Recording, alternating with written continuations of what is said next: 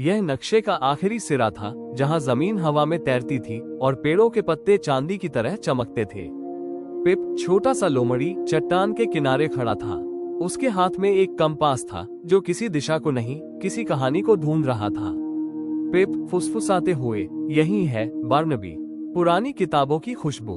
क्या तुम्हें रोमांच की महक नहीं आ रही?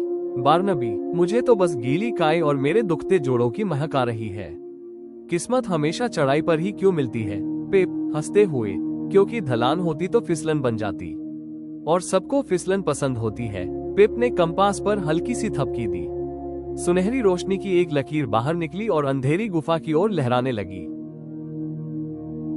गुफा के भीतर एक अनोखी दुनिया थी। दीवारों पर लाखों किताबें, खाली नहीं बल्कि संभावनाओं से भरी हुई।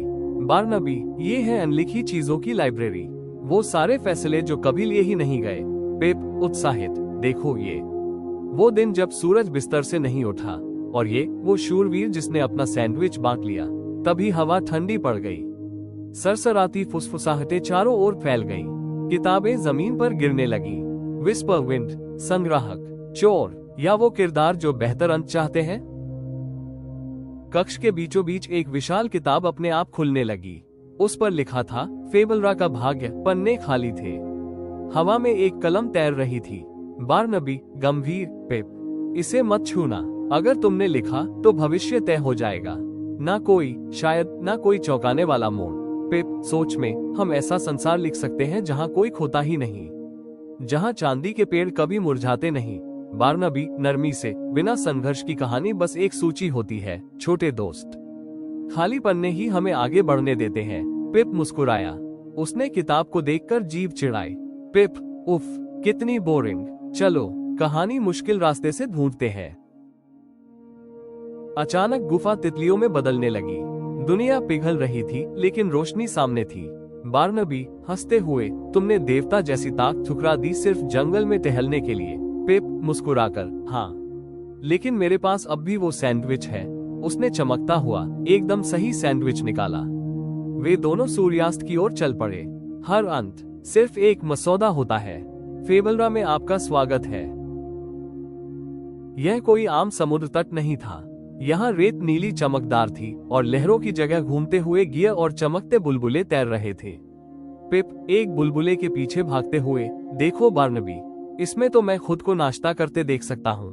बार्नबी, मत छूना। पिप, ये खर्च हो चुके पल हैं। अगर फूट गए तो तुम्हें वो पल फिर से जीना पड़ेगा। रुककर, और मैं तुम्हारी 3 घंटे की झपकी दोबारा नहीं झेल सकता।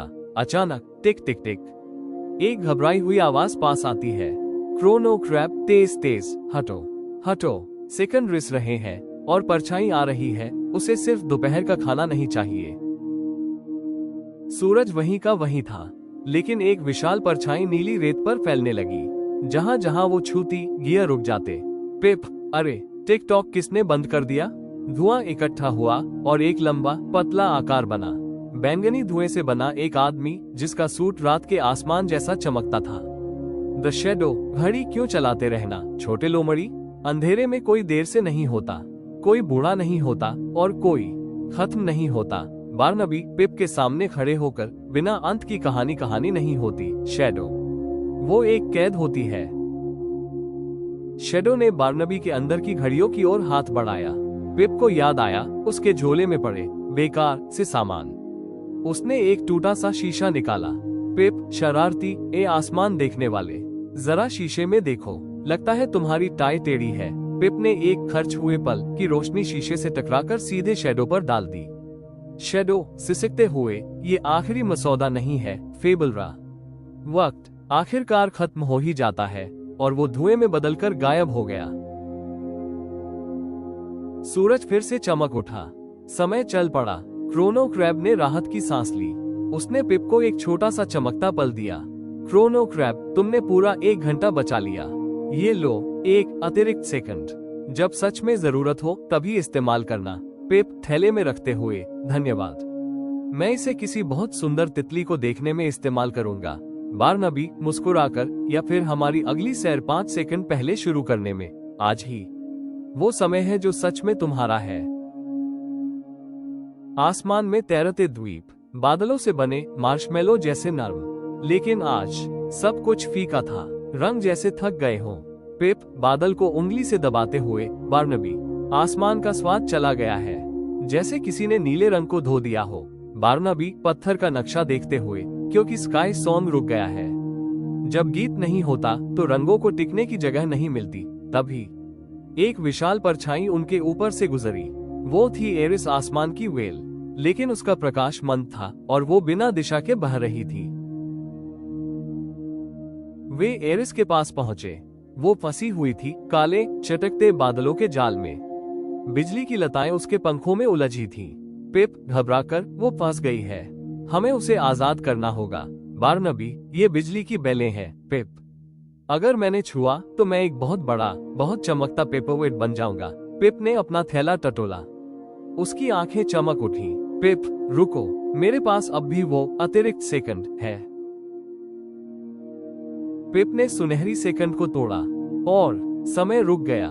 बिजली थम गई, हवा सांस रोककर खड़ी हो गई। पिप के पास थे सिर्फ 60 छोटे धड़कते पल। पिप चढ़ते हुए, हाँफते हुए, नीचे मत देखो, नीचे मत देखो। ठीक है, देख लिया, बिल्कुल नहीं देखना चाहिए था। वो गांठ तक पहुंचा, अपनी पुरानी जंग लगी छोटी चाकू से बिजली को काटने लगा। और ठीक उसी पल जब सेकंड खत्म हुआ, जाल टूट गया। एरिस ने अपना पहला गीत गाया। कोई आवाज नहीं, सिर्फ रंग, नियॉन गुलाबी, गहरा पन्ना हरा और बिजली सा सुनहरा प्रकाश। कुछ ही पलों में पूरी दुनिया फिर से जिंदा हो गई। बारनबी चश्मा पोंछते हुए, अब ये ज्यादा रंगीन हो गया है। पिप, खुश होकर उसे देखो। एरिस ने पिप को छुआ। उसके फर पर चमकती धूल छोड़ गई। कभी कभी सबसे छोटी आत्मा ही सबसे बड़ी रूह को बचा सकती है।